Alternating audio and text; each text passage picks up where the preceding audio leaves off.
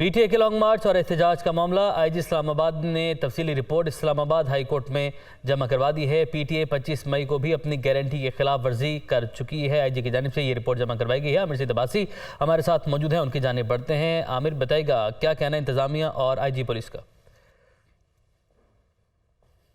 देखिए, IG police ने Islamabad high court में जो पीटीआई के एहतजाजी मार्च की इजाज़त देने से मुतल्लिक केस है उसमें अपनी रिपोर्ट जमा करवा दी है। और इस रिपोर्ट में ये कहा है कि पाकिस्तान तहरीक इंसाफ पहले भी 25 मई को जो उन्होंने ज़मानत दी थी कि वो रेड जोन में दाखिल नहीं होंगे, पहले भी इसकी खिलाफ वर्जी कर चुके हैं। और अब भी ये जो मार्च इस्लामाबाद की तरफ बढ़ रहा है वो एक खूनी मार्च हो सकता है। इस बात का ऐलान जो है वो शेख रशीद और फैसल वाडा अपने बयानात में कर चुके हैं। इस रिपोर्ट में ये भी कहा गया है कि वफाकी वज़ीर दाखिला को भी अली अमीन गंडापुर समेत दीगर जो पीटीआई के रहनुमा हैं वो धमकियां दे चुके हैं। और इसमें चेयरमैन तहरीक इंसाफ इमरान खान खुद ये कह चुके हैं कि इस मार्च में बहुत से लोगों के पास असलहा भी है और वो मुसल्लह है।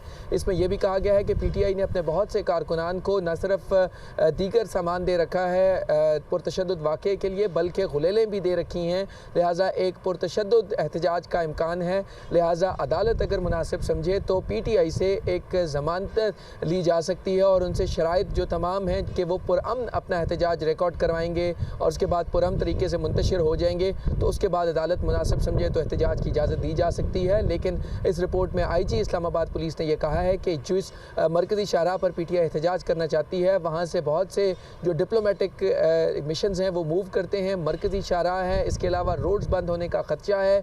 मुख्तलिफ़ तरीक़ों से जो आम शहरी हैं उनकी नकलो हरकत में भी मुश्किलात का सामना करना पड़ सकता है। लेकिन इन तमाम हालात के बावजूद अगर पीटीआई ये गारंटी देती है कि ऊपर गारंटी तलब की गई है पीटीआई की जानिब से। आमिर सईद अब्बासी, आपने अपडेट किया, आपका शुक्रिया।